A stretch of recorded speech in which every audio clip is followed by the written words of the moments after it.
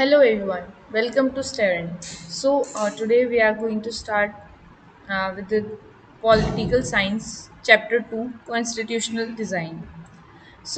Basically, this chapter starts with an instance of recent designed constitution of democratic state South Africa. So this you can see. This is Nelson Mandela, who was being tried for treason for betraying his country by white South African government.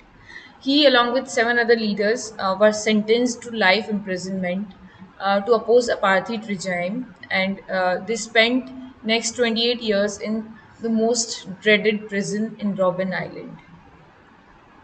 So apartheid was basically the name of a system of discrimination based on race, which was unique to South Africa. So during 17th and 18th century, the trading companies from Europe, like European trading companies, they occupied South Africa in the way they did in India. But unlike India, a large number of white had settled there, and they became the local rulers. And the apartheid system, the people were divided into three categories on the basis of their skin color. First one were obviously whites, the dominant category, and the second were the natives of South Africa. They were black in color, and they made up three-fourths of the population. Beside these two groups, there were colored, like there were people of mixed races, colored, those who migrated from India. The white rulers, they treated non-whites as inferiors, and the non-whites did not even have voting rights. And the apartheid system was it was particularly oppressive for the blacks, and they were forbidden from going in white areas. They could not even work in white areas, and they were not permitted to go in trains, buses, taxis, hotels, hospitals, schools and colleges, libraries, cinema halls, where like only whites were allowed to go. All these things were separated for both of them, and this was called segregation, which means separation. Non-whites could not even visit the churches where whites worshipped, and they were not even allowed to form associations or protest against the terrible treatment. Since 1950, the blacks and the colored, they fought against the apartheid system. Launched several marches and strikes. And that is when African National Congress, the umbrella organization, was formed, which led the struggles against the policies of segregation. It consisted many worker unions in the Communist Party, and like many sensitive whites, like sensible whites, who believe that the segregation was unjust and racist. They also joined the ANC, African National Congress, to oppose apartheid system, and they played leading roles in this struggle. And here we move ahead, but the white racist government, they continued to rule and torture and killing thousands of black and colored people. Now towards the constitution, as protests and struggles against apartheid had increased and they continued, so the white racist government realized that they could no longer keep the blacks under their repression. So they decided to changed their policies.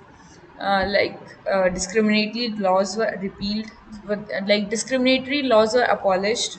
They banned political parties, and restrictions on media were also lifted.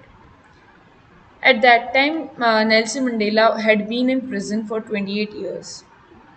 He walked out of the jail as a free man, and finally, on the midnight of 26th of April 1994, the newborn democracy in the world was South Africa.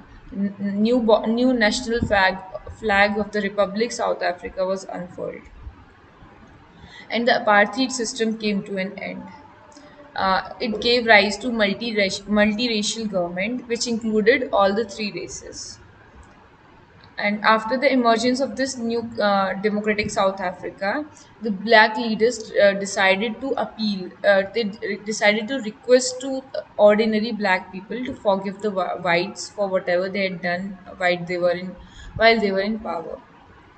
So they said, let us build a new South Africa based on equality of all races, of and women and men, and on democratic values, social justice, and human rights. And the party that ruled through oppression and brutal killings, and the party that led the freedom, they should sit together. They sat together to draw up a common constitution. So, after a lot of discussion and debate, they came out with one of the finest constitutions the world has ever had. So, the constitution gave its rights the most extensive rights available in any country. Together, they decided that in the search for a solution to the problems, nobody could be excluded. No one should be treated as demon. So they agreed that everybody should become the part of the solution for whatever they might have done or represented in the past. So the preamble to the South African Constitution sums up the spirit. We'll get to know this about preamble later in the chapter. The South African Constitution inspires Democrats all over the world. It was a state which was denounced by the entire world.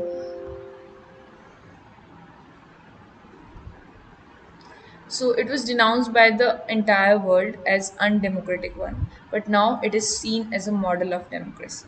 What made this possible was the determination and unity of the people. They worked together to transform these bitter experiences uh, into the binding glue to form a rainbow nation. So these are the words of uh, first president of South Africa, Nelson Mandela. The Constitution of South Africa speaks of both the past and the future. The Constitution talks about both the past for whatever had happened in the past and about the future as well.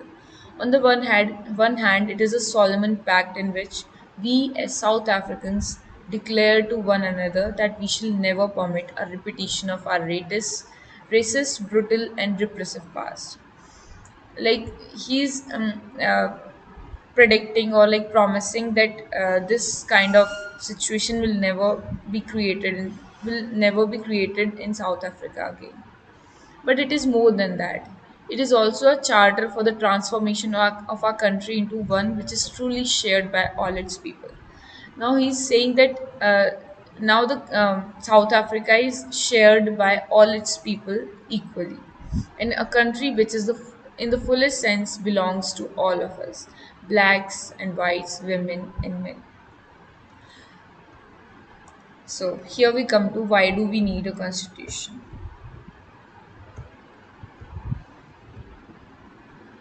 The South African example is a good way to understand that what constitution does and why do we need a constitution.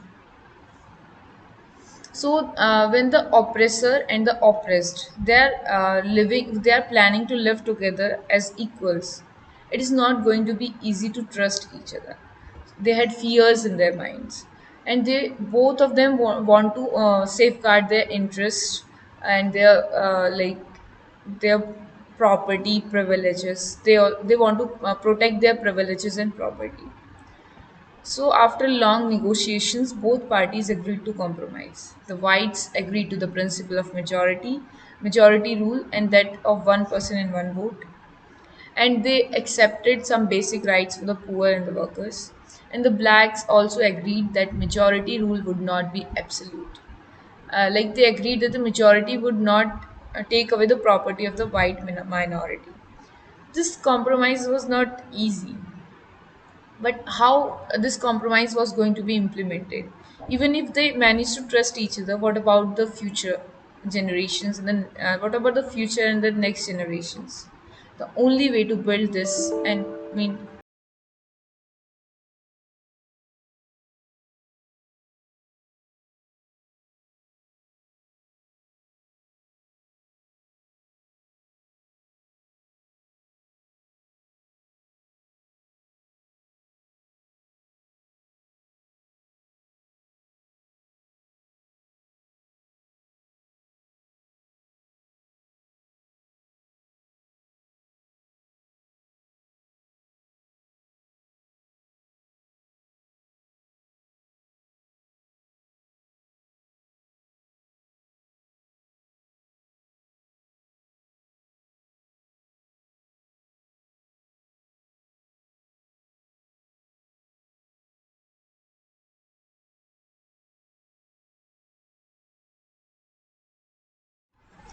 कितना तक हो गया? Why do we need a constitution? Start हो गया था.